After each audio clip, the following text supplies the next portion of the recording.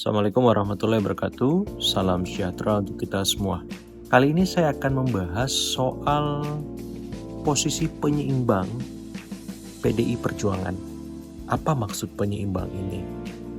Ada contohnya?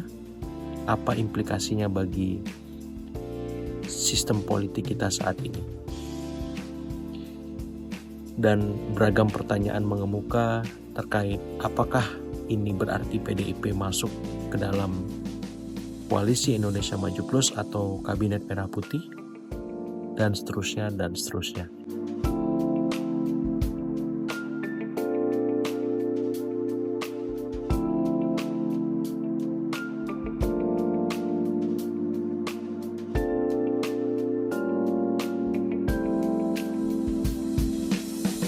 Assalamualaikum warahmatullahi wabarakatuh. Salam sejahtera untuk kita semua.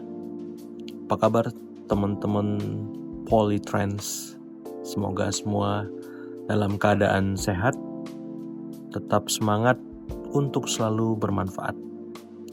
Kali ini saya akan membahas soal posisi penyeimbang PDI Perjuangan yang kemarin dideklarasikan oleh Ibu Ketum, Ibu Megawati Soekarno Putri. Apa maksud penyeimbang ini?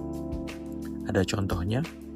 Apa implikasinya bagi sistem politik kita saat ini?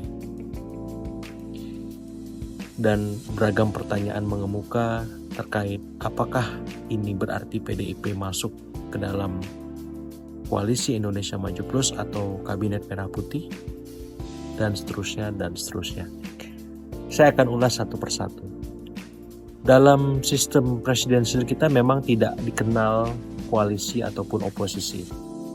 Tapi jelas dalam Undang-Undang Dasar 1945 Pasal 6A ayat 2 kalau saya tidak salah, setiap capres, cawapres dimajukan oleh partai atau gabungan partai untuk mengikuti pemilu sebelum pendaftaran pemilu digelar. Kira-kira redaksinya semacam itu. Mungkin ada kesalahan dalam pengucapan ataupun redaksi yang saya sampaikan, saya mohon maaf, tapi kira-kira ada kata-kata dimajukan oleh partai atau gabungan partai. Ini menarik. Ya, kata-kata gabungan partai itu saya asumsikan atau sinonimnya adalah gabungan itu adalah koalisi. Jadi ketika kita mau mengikuti pilpres, ada capres ataupun cawapres yang diusung oleh satu partai atau ada yang diusung oleh koalisi partai karena suaranya tidak cukup. Ya, menimbang ada threshold yang harus dipenuhi. Walaupun saat ini threshold itu sudah dihapuskan. Bagaimana kelanjutnya nanti kita tunggu keputusan DPR. Nah, karena ada koalisi partai yang mengusung capres ataupun cawapres, otomatis saat bertarung ada koalisi yang menang, ada koalisi yang kalah. Ya, koalisi yang menang inilah yang ada di dalam pemerintahan. Kalau sekarang Presiden Prabowo. Koalisi yang kalah inilah yang di luar pemerintahan ataupun yang tidak masuk dalam pemerintahan, berarti di luar. Kan agak sumir, agak kurang sumir ya, tak jelas ketika kita asumsikan ini koalisi di luar pemerintahan. Supaya sederhana, kita dalam berikan tanda petik oposisi. Jadi sebenarnya ini hanya istilah saja kalau menurut saya. Ya, sehingga kalaupun memang tidak ada di konstitusi, tapi istilahnya jelas. Kalau misalkan kita menang di dalam ya di luar, ya berarti koalisi di luar pemerintahan atau oposisi dalam tanda petik. Seperti itu. Jadi tidak perlu terlalu panjang lebar kita berdebat di sana. Tinggal kita memastikan penyeimbang ini maksudnya apa sih? Sebenarnya menebalkan apa yang disampaikan oleh PDIP sebagai mitra kritis dan mitra strategis sebelum Kongres dilakukan. Walaupun tendensinya lebih cenderung sebagai mitra strategis ya. Karena dalam banyak kesempatan PDIP selalu mendukung kebijakan-kebijakan strategis pemerintah. Yang terakhir termasuk di dalamnya revisi Undang-Undang TNI yang kemudian diketuk palu jadi Undang-Undang TNI. Ketua panjanya Pak Utut, yang mengetuk Ibu Puan Ketua DPR. Jadi clean and clear. PDIP sesungguhnya lebih condong berperan sebagai mitra strategis. Dan ini ditebalkan ya ketika ada amnesti diberikan oleh Presiden Prabowo kepada Pak Hasto, ya otomatis ini semakin memperkuat itu. Dan penyeimbang ini sebenarnya bentuk penghargaan Ibu Mega kepada Presiden Prabowo karena keduanya punya relasi yang sangat dalam, baik saat Prabowo balik ke Indonesia pasca 98 ya, kemudian ketika berpasangan 2009 dalam bingkai Mega Pro menghadapi Presiden SBY dan Wapres Budiono waktu itu kalah ya. Kemudian disambung ketika Pak Prabowo masuk ke dalam kabinet atas restu Ibu Mega sehingga nasi goreng itu jadi dimasak 2019 ya. Dan sekarang keintiman itu tampaknya berlanjut. Ya, jadi penghargaan atas relasi itulah yang akhirnya membuat PDIP cenderung menjadi mitra strategis. Kenapa penghargaan terhadap relasi personal tersebut? Karena kalau tidak ada chemistry-nya susah ya. PDIP itu jelas sikapnya. Tahun 2000 ya 4 sampai 2014 saat Pak SBY menjadi presiden, PDIP langsung deklarasikan sebagai oposisi dalam tanda petik. Ya, tidak ada istilah penyeimbang. Apapun kebijakan Presiden SBY waktu itu disikat, dihajar, dilawan sekeras-kerasnya. Ya, kita nggak lupa soal kenaikan BBM, soal senturi ya, soal-soal strategis lain ya. PDIP selalu menjadi garda terdepan.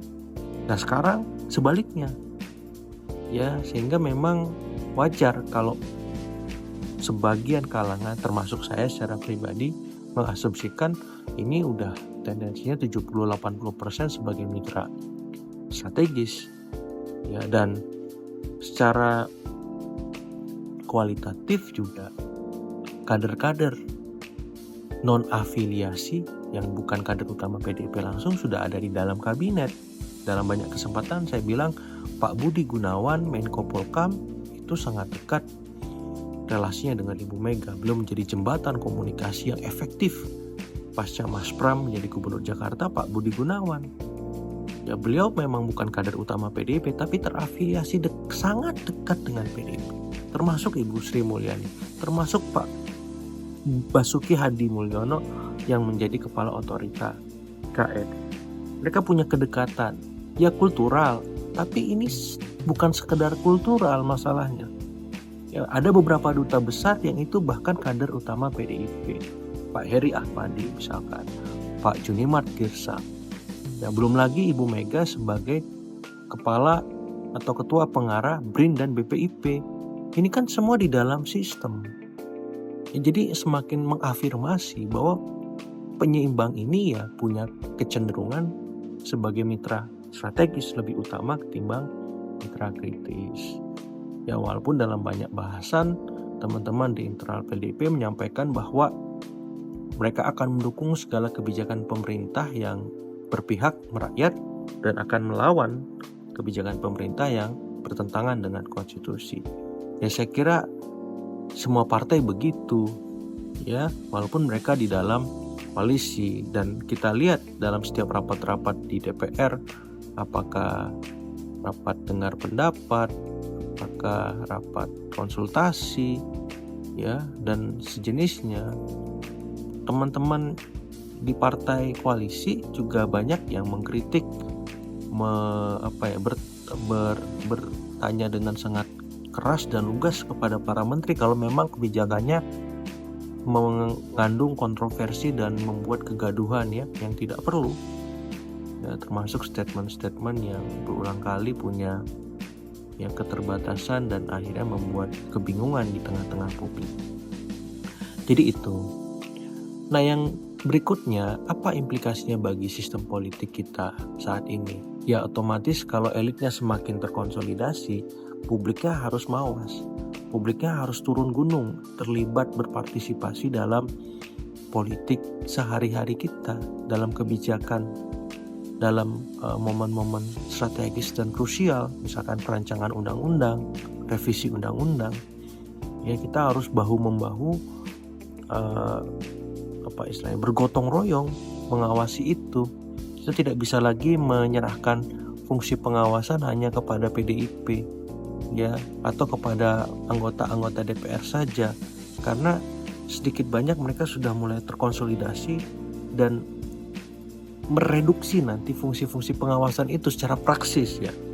Kita nggak bisa mungkiri bahwa ya pengawasan itu terejawantah ya menjadi mandat setiap anggota dewan, tapi pada praksisnya nggak maksimal ya. Jadi saya merasa bahwa inilah momen di mana kita harus mengoptimalkan semua sumber daya kolektif yang dimiliki masyarakat maupun masyarakat sipil untuk memastikan demokrasi kita berjalan pada relnya. Nah, yang lain secara politis ya suka atau tidak, ini menegaskan lagi bahwa Presiden Prabowo sedang menyimbangkan ya bandul politik kekuasaannya ke semua epicentrum politik yang ada. Apakah itu Teguh Umar, apakah itu Cikeas, apakah itu Solo, bahkan Lebak Bulus, dalam tanda petik porosnya Anies Baswedan, juga dilakukan balancing of power ya. Supaya apa? Supaya presiden bisa berkomunikasi semua dan menerima masukan dari semua. Tidak ada halangan, tidak ada batasan bagi dia untuk berinteraksi dengan siapapun. Apalagi kita tahu beliau terpilih sebagai presiden ini kan dalam kesempatan yang ketiga kalinya setelah 2 kali gagal ya, dari 2009, 2014, 2019. Artinya ada kawan-kawan yang kemarin sempat bersama beliau yang akhirnya kemudian sebagian menjadi lawannya ya. Ini kan perlu diperhatikan juga dan memberikan kontraksi, tidak bisa dimungkiri, bagi poros-poros politik lain yang cukup strategis, katakanlah Solo ya, ketika kemarin ada amnesti kepada Pak Hasto ya, bahkan abolisi kepada Pak Tom dan beberapa nama lain menyusul ribuan orang semacam itu, sedikit banyak itu akan memberikan presiden bagi Solo. Apa maksud istana? Mengapa seperti ini? Saya kira itu teman-teman sebagai pemantik ya. Kalau misal ada tanggapan, komentar, saran, masukan ditunggu. Mohon maaf atas segala kekurangan. Assalamualaikum warahmatullahi wabarakatuh.